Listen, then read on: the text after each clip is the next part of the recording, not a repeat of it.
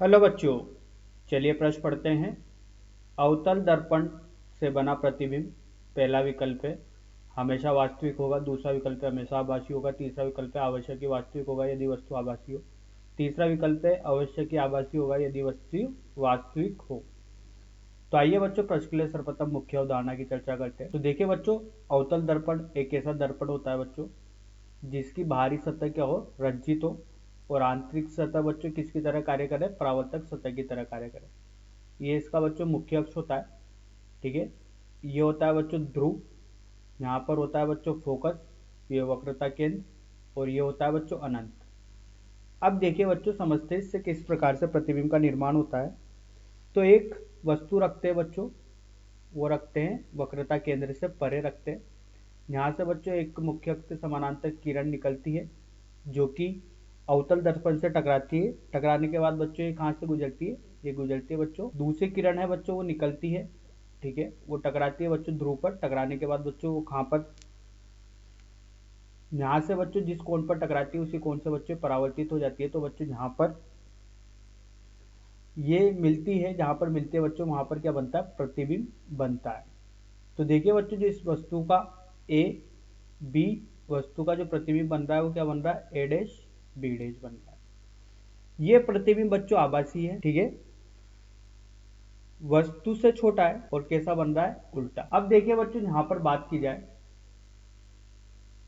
एक स्थिति बच्चों इसमें ऐसी बनती है जब प्रतिबिंब कैसा बनता है, माफ कीजिएगा बच्चों, यहां पर आएगा वास्तविक प्रतिबिंब बन रहा है बच्चों, ये वास्तविक।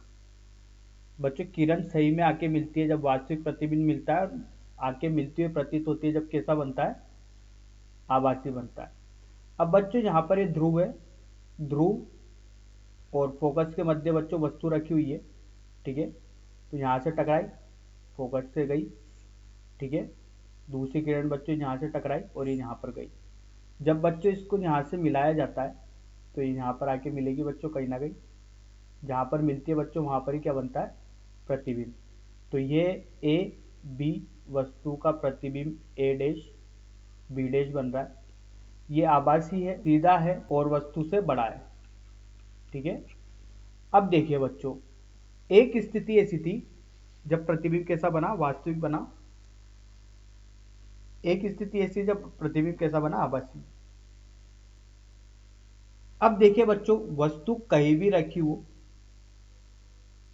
अगर ये F से परे रखी है, बच्चों प्रश्न के मुख्य हल पर चल चुके हैं।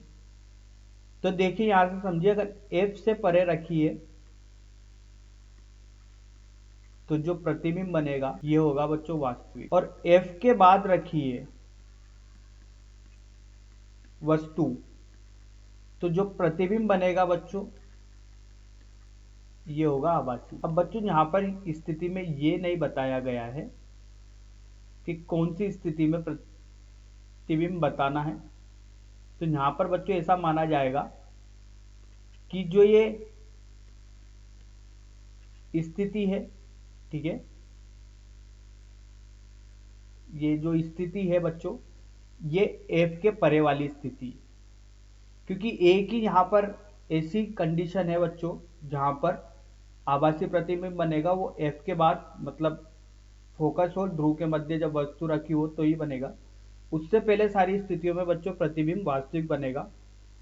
तो प्रश्न में पूछा गया है कि अवतल दर्पण से बना प्रतिबिंब हमेशा वास्तविक होगा। ये एकदम सही विकल्प है पहला। आशा करता हूँ आपको समझ में आया होगा। धन्यवाद।